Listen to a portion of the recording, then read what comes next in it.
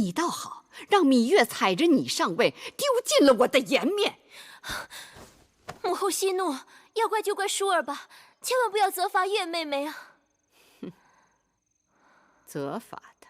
不，這一次我是和你一樣，去盡力成全她。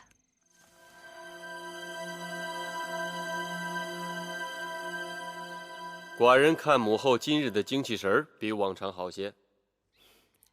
舒兒的婚事雖然周折，但也總算定下了。舒妹的婚事定了，寡人也輕鬆了許多。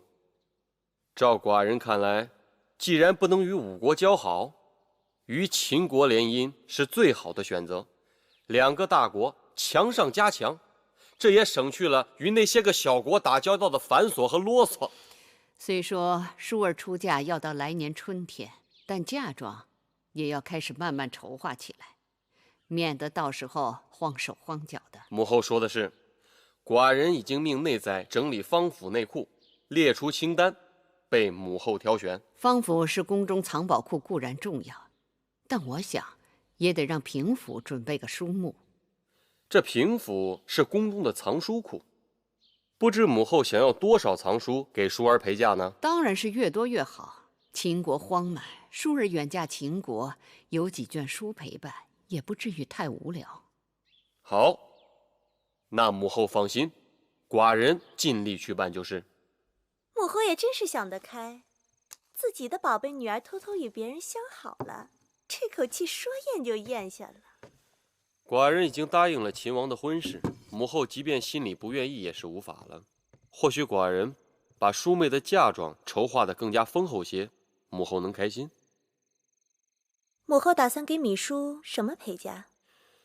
珠寶玉器、藏書、整套的器樂，還有妓人和傭人。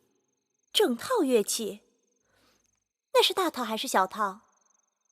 若是大套，那就包括64件青銅編鐘，24件青玉編磬，加上大鼓、小鼓、琴瑟、魚簫、巫都、箜篌等，那就得200-300件。還有那奏樂、歌舞的妓人、傭人，那也得好幾百人。這也太過分了吧？這怎麼能說過分呢？舒兒是母後的心頭肉，多些陪送是應當的。我楚國又不是拿不出來。永香丽那裡統計出要陪送多少人了嗎？景昭兩家各出一名族女為應妾，每個人最少有10多個侍從侍女。至於舒兒的陪嫁陪官，加上女官及家眷，還有奴僕600人，兵丁1000人，侍女600人，內侍300人，再加上奴隸3000人，還有那妓人和傭人，這樣算下來，總數怕是過6000人了。虧得魚智有限，否則母後還不得把楚國1半的人口都送過去？寡人只有這麼一個王妹，楚國也只有這麼一個嫡公主，自然排場要大一些。還有4000個送嫁的兵丁，把舒妹送到了邊境就回來。這麼算起來，那得1萬多人。送親的場面，再氣派不過了吧？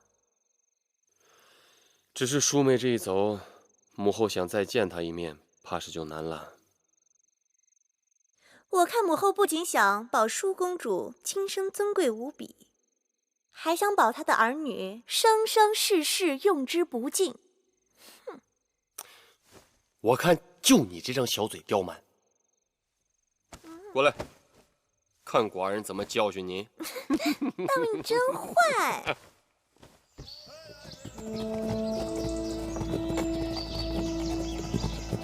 張子隨寡人離開楚國，下一次回來，不知何年何月了。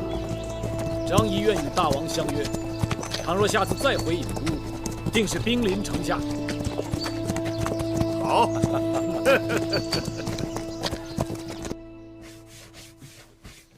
月兒，姐姐，哎呀，你这個人啊，都回到自己房間了，能不能歇一會兒啊？自小忙碌慣了，你讓我老閒着，弄得我手腳都不知道往哪兒放了。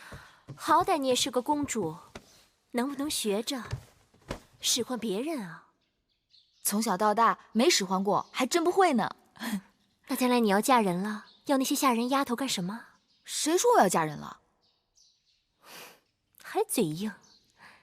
前2日是哪位公子在祭祀少司命大典上向月妹妹求婚的？好啊，舒姐姐，你舒公主、月公主，公子歇在殿外求见。果真灵验，说谁谁就到了，快让他进来。是。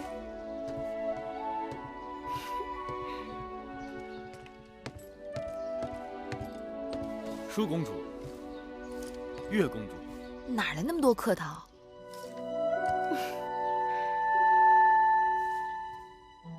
近几日你好像清瘦了不少。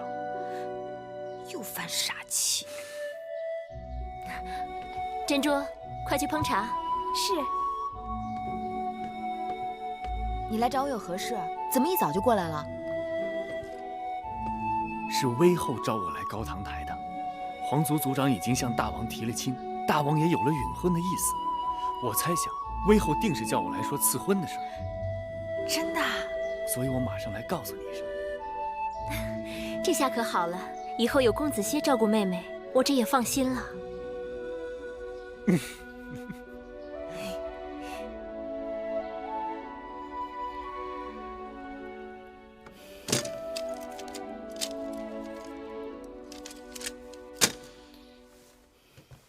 舒公主的嫁妆单还有2大车呢，威后不用着急，慢慢看，以免伤了眼睛。等再过几日，我把这些嫁妆单看完了，你拿给舒儿看看。如果他还有什么中意的，再一一添上。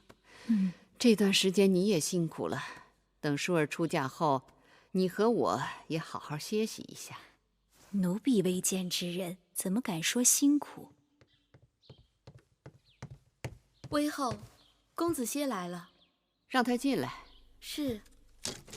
他来做什么？是我让他来的。我刚刚想好了一盘棋，下好了可以一发双冠。皇歇拜见威后。免礼。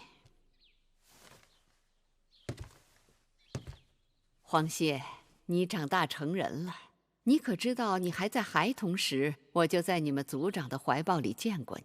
那時我看你古貌淑清，我就斷定你將來必有相陀之才。威後過譽了。如今你的文才武略已經快趕上你的師父屈原屈夫子了，可見我看人一向很準。春秋時，魯國的叔公武公也說過，子貢賢於孔子，而子貢說，若是拿宮牆來做比喻，我的宮牆只有肩頭一般高，別人過來都可以看到裡面的一切。而孔夫子的宮牆有數仞之高，若不得其門而入，便看不到裡面宏偉的宗廟和華美的宮殿。子歇與屈夫子正合此喻。年輕人